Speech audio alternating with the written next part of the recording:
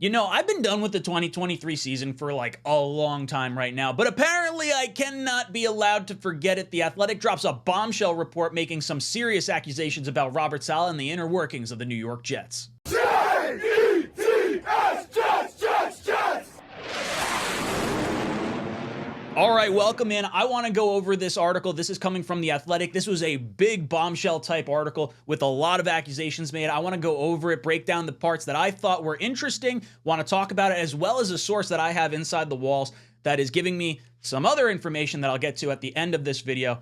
But I want to hop into it right here. Let's look at the article. This is from The Athletic, from Zach Rosenblatt and Deanna Rossini. Aaron Rodgers, Robert Saleh, and how the Jets season fell apart. Something has to change. Now, I highlight a few key parts here. The injury forced the Jets to recalibrate their expectations. Super Bowl aspirations replaced by a much lower bar. 7 wins, that would be enough to get them to 2024 when Rodgers would return. The goal was no longer playoffs.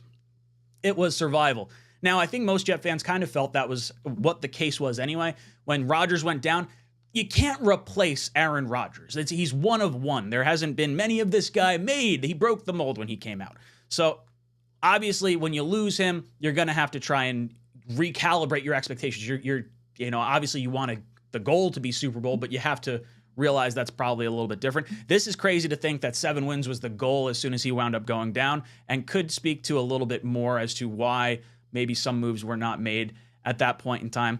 It goes on to say, to better understand the issues that contributed to another failed Jets season, The Athletic spoke to 30 sources in and around the organization, some of whom were granted anonymity to speak freely about the inner workings of the team without reprisal. Those sources described a team riddled with excuse-making, a paranoid head coach, an ill-equipped offensive coordinator, and an organizational tunnel vision on the quarterback that rubbed some teammates wrong. So this is definitely using some hot trigger words right here, but I want to get into some of these other comments.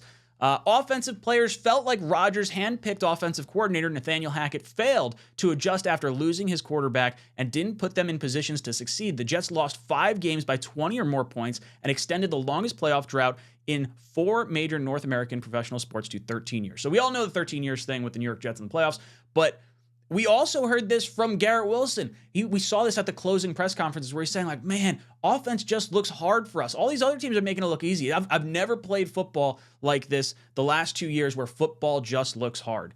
So obviously there was some comments made. We heard Sauce Gardner talking a little bit about it. You heard CJ Mosley chime in a little bit. Breece Hall was complaining about his usage at one point. So this is definitely something that fans felt, and obviously the players felt like as well.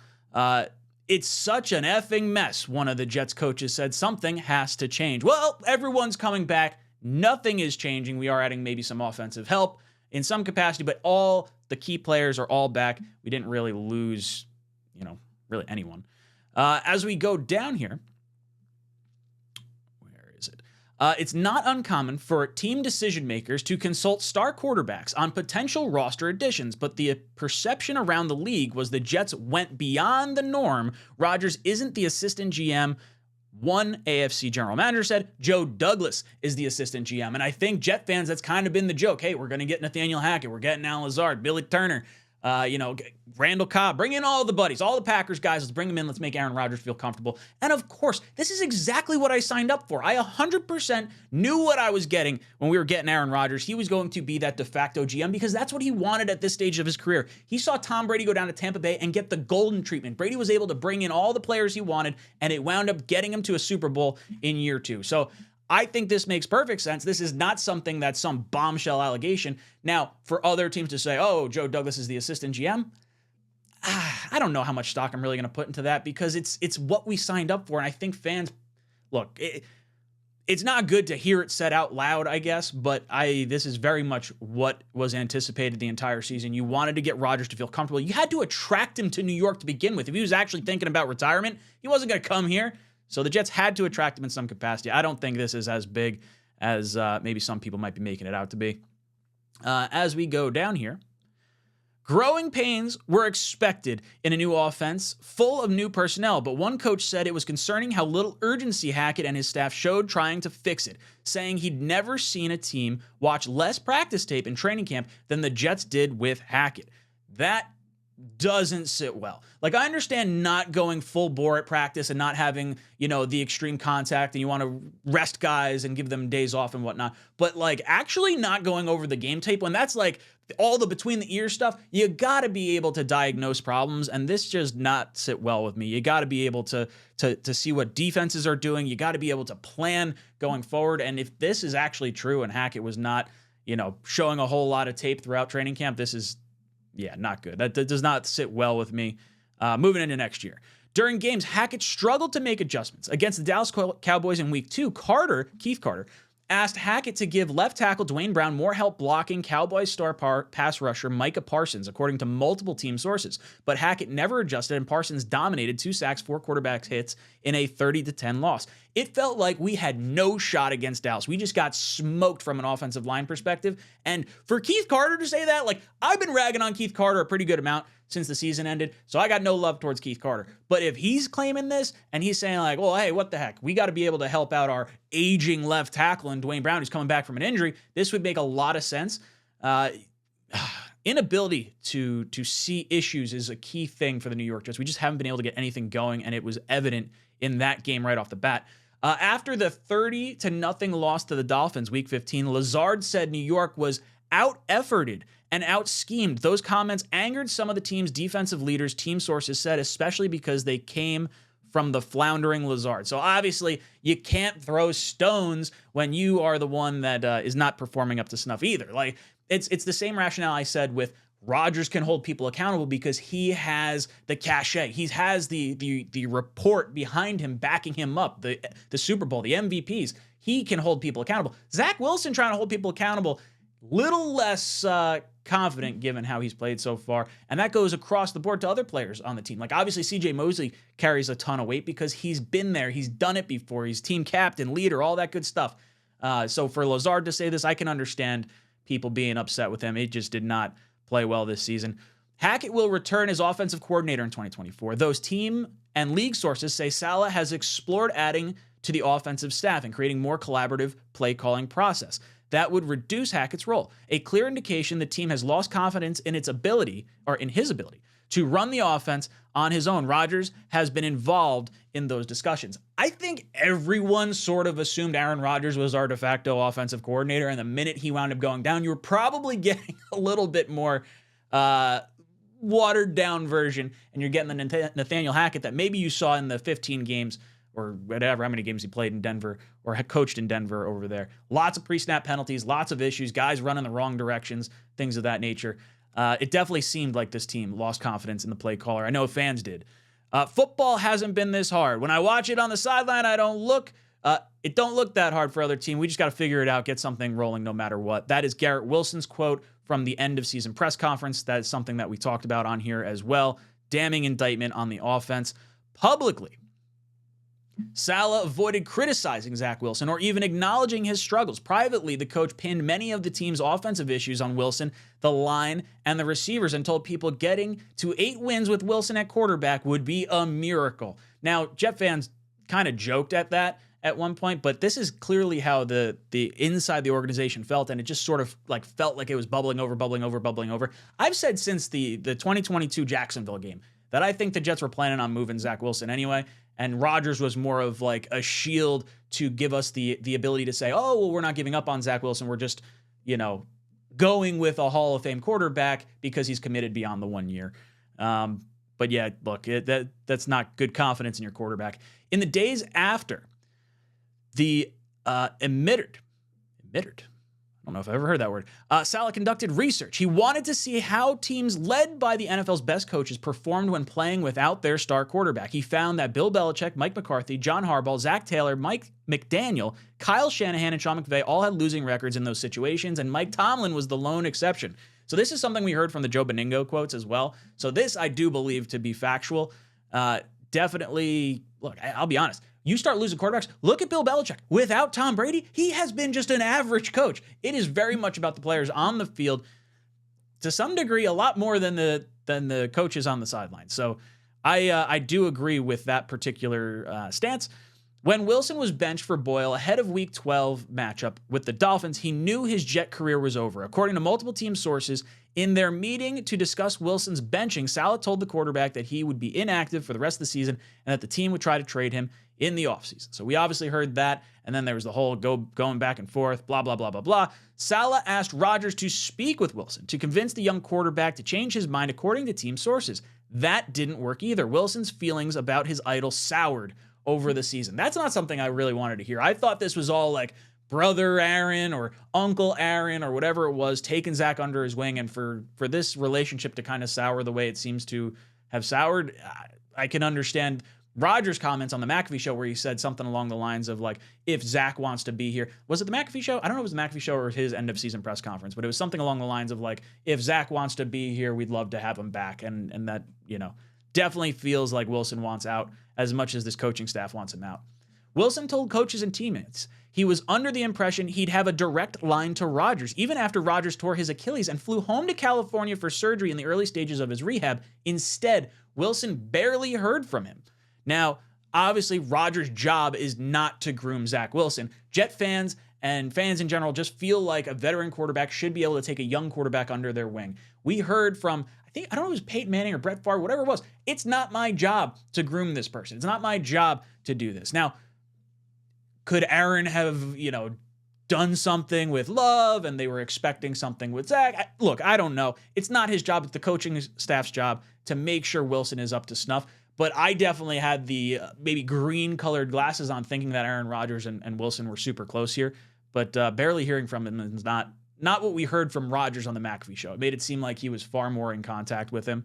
That's the problem with the organization. So this is the quote from Aaron Rodgers. That's the problem with the organization. On the Pat McAfee show, we need to get to the bottom of whatever this is coming from and put a stop to it privately, because there's no place in a winning culture, and this isn't the only time. There's been a bunch of other leaks. That sent Saleh into a tailspin. The coach held a meeting with his staff 2 days later where he asked the leaker to reveal himself, according to multiple people in attendance. If you come forward now, you won't get in trouble, he told them, while threatening to take their cell phones. Staffers were bemused by Saleh's obsession with the Wilson story and his reaction. So I'm going to take your phone. We're going to go through it. That is a damning accusation. That's like, I don't know if it's damning, but it's just like, it's ridiculous. This feels like middle school cell phone drama bullshit that we're going through here. And obviously, like, the leaks that are coming out and Rodgers not making light of it, but Rodgers saying like just as much. You can't have this sort of stuff. Look, where did this come from? Why is this coming out? Someone disgruntled in the building. When you have losing and a consistent thing, it just, loose lips sink ships. So that's where the expression comes from, right?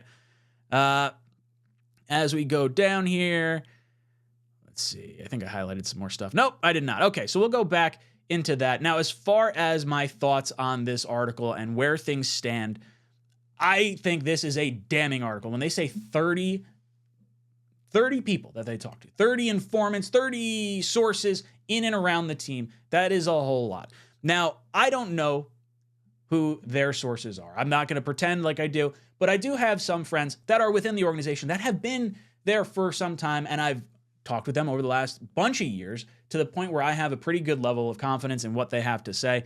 Now, this is what was sent to me.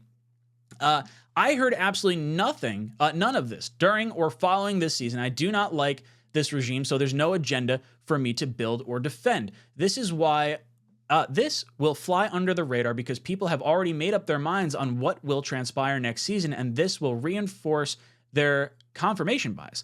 But there are a lot of reasons that Taylor Embry was fired. He did not go quietly into the good night either. Based on what I know about him, I would bet every dime of my wedding savings that this came from him. I can tell you with 100% certainty that the taking cell phone story is complete bullshit, as well as the Wilson had no line to Rodgers part of the article. I'll work on collaborating the rest, but I suspect it will be the same. He followed that up with an update, and he says, 2 quarter truths. The rest are lies. The Jets have been looking to make the playbook selection a more collaborative process, but not for the reasons outlined. I mentioned it the other day, but Hackett's system is a very good one when you have a quarterback that can understand all the complexities of it. They dumbed it down significantly for Wilson right around the Chiefs game, tried to ramp it back up for Boyle because he had familiarity. dumbed it back down again to thrust Simeon in when it was clear Boyle was done for, was outed as the big in-season leaker on top of that, and Zach got concussed. This was a large reason why Trevor didn't start until many weeks after he was initially signed, as they were hoping he could grasp it all with some time. Lastly, yes, Rodgers has been involved with this process. No, Hackett is not lazy, but he does lean on Aaron quite a bit for input. Woody reads the shit out of social media, but no, he doesn't go around confronting people with it. There are enough reasons to call him goofy. The bullshit in this article isn't needed. Now, second update to the initial post. Rossini despises Rodgers and has been on a warpath to get more embattled players, ex-staffers to speak to her since Tim Boyle got outed and Aaron called her article out for being the piece of dirty toilet paper.